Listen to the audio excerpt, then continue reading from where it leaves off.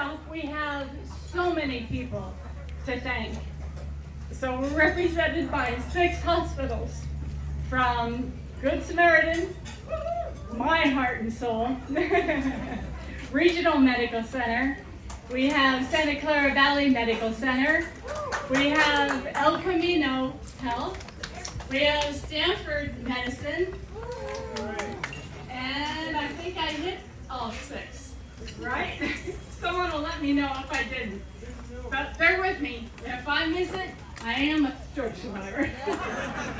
So we've got amazing RNs and therapists that came from those hospitals that are helping to keep you safe today to experience golf. So let's give all of them a wonderful big hand.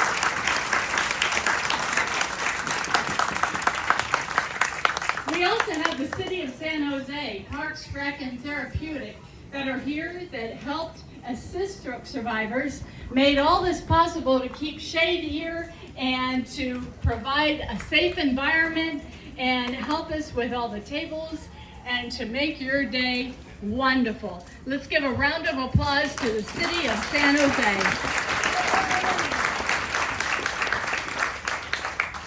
And then the sponsors. The sponsors really help pull this off so that we can make it very special, an appetizing meal for you to enjoy after a crazy busy morning, and you're nourished, and now hopefully you'll be the winner of some of these prizes after our special speaker. Let's see.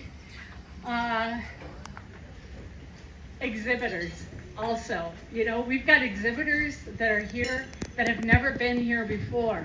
And for you to learn the latest in technology for post-stroke is amazing. It's all about education. And we're very thankful for everyone that showed up to help give this an amazing, successful 2023 Golf for Life event.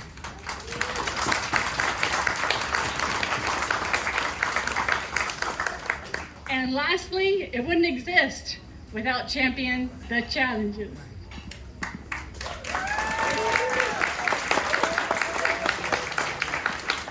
We do have an amazing team to also help pull this off, and I appreciate all of them volunteering and putting their heart and soul into making this an amazing day for all of you.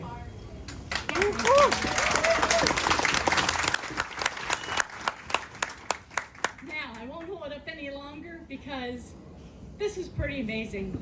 When you think about there are 800,000 strokes a year. Oh my God. How amazing is it that a nationwide American Stroke Association gave me an award last year, and this year we have our guest speaker who is the American Stroke Association recipient of the Pediatric Stroke Hero Award, and this is Mariah Fisher, our guest stroke speaker. So I'll let her take it away. Well, I'm Mariah Fisher. I am 17 years old, and I just graduated high school this year. All right, I have to ask, by raising your good arm, how many people have the T-Rex arm?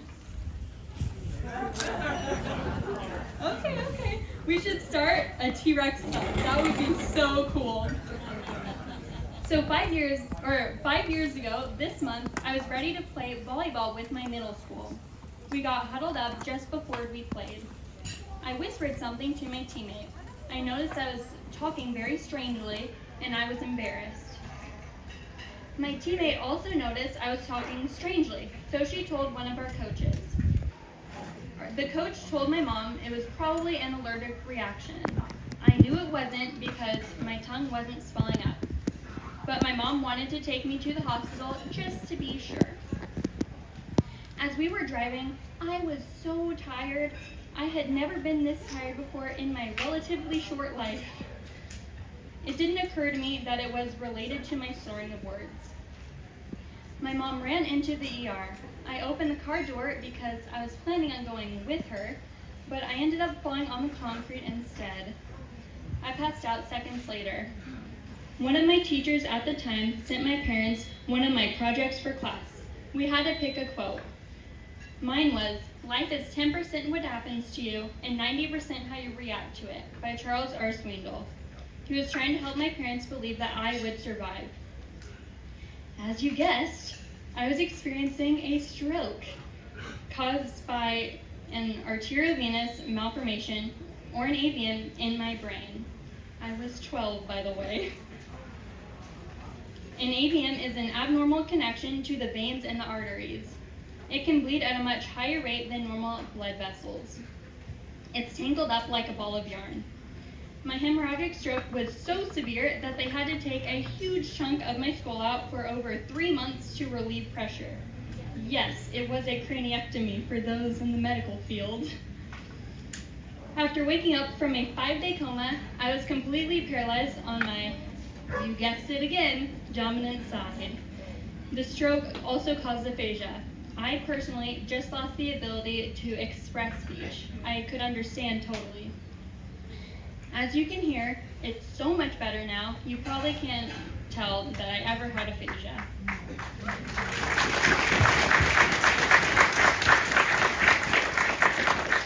Thank you. I had to deal with low energy, extreme sensitivity, and allergic reactions to many different types of medications. From wearing diapers at age 12 to graduating high school early, I have come a long, stinking way.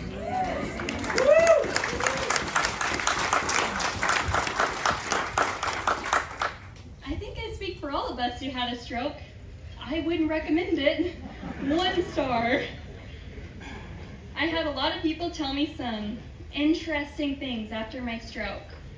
One family member said, my friend had a brain bleed and she's fine after 2 weeks. And this exchange was very recent, like last month. I was sitting down for a job interview. The boss was trying to shake my hand, and I can't shake her hand with my right, so I shook it with my left. The lady asked me what happened to my hand, and I really didn't want to explain my medical history to my boss, so I said it was a long story. And then she says, "It'll get better, right?" Not really. I'm disabled. And also, you haven't even seen me work yet. If I can get the job done, why does it matter? Also, it is literally illegal to discriminate against me solely because I'm disabled, in case you cared. I was headed to a high school class, and this man, a stranger, mind you, was not even near me.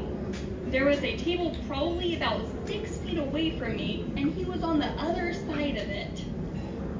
He kind of shouted, because he was so far away from me, what happened, without even caring what my name was. It made me feel that I was only interesting entirely because of my disability. I was at school to learn, or more accurately, I was there because it was required by law. I don't want strangers coming up to me asking about my medical history when my sole purpose of being at school was to learn. I am so much more than my disability. If you would have just taken the time to get to know me, that person could have gone up to me and talked about cats with me. I would have loved that. I remember when I was freshly stroked, lying in a hospital bed in a diaper, frustrated, partly that I was in a diaper, but mostly because I couldn't communicate. And I was just thinking, because how else am I supposed to pass the time? I thought to myself, I will never draw again. Drawing and being creative was a huge part of my life, and my middle school friends kind of left me after I came back to school, and they were so rude to me. And one of my former friends was an artist as well, and I was determined to draw something better than her. It was my very first drawing using my left hand, and I ended up winning a national contest, which gave me the opportunity to go to Washington, D.C. and give a speech during Rare Disease Week.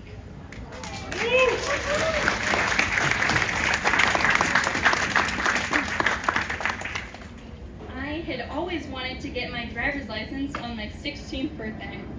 Since I can't use any of my right side for driving, it was going to be tough figuring it out. I didn't want to use an adaptive car because I wanted to drive any car, and the adaptive car would be very expensive. Despite my challenges, I ended up leaving the DMV on my 16th birthday with a driver's license without any restrictions.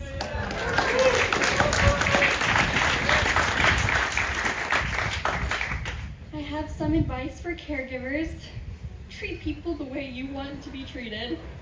A lot of the caregivers I had treated me like I had a mental disability. First of all, I didn't have a mental disability. I just had aphasia. As you probably know from personal experience, aphasia doesn't affect your intelligence.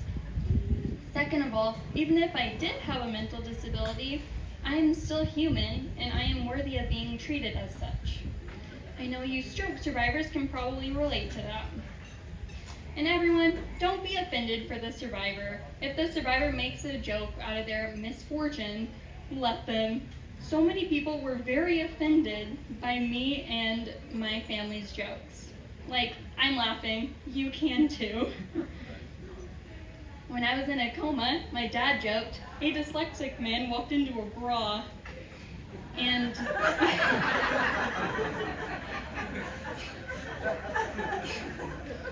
And for the first time after the accident, I laughed, still in a coma.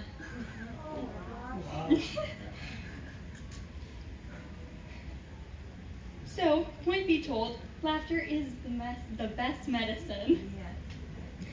My occupational therapist, whom I love, always uses medical phrases for basic things.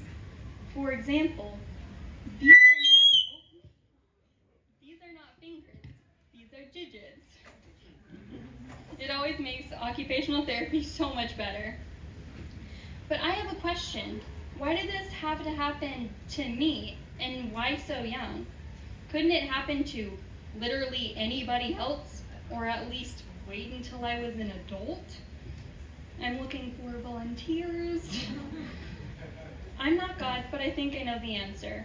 The Bible says in John 9, as Jesus passed by, he saw a man blind from birth, and his disciples asked him, who sinned, this man or his parents, that he was born blind? Jesus answered, it wasn't that this man sinned, or his parents, but that the works of God might be displayed in him. So that's my hope, that God might display his works through me. Even if God doesn't restore my body to its former glory, I ask that I can be used for him. Thank you.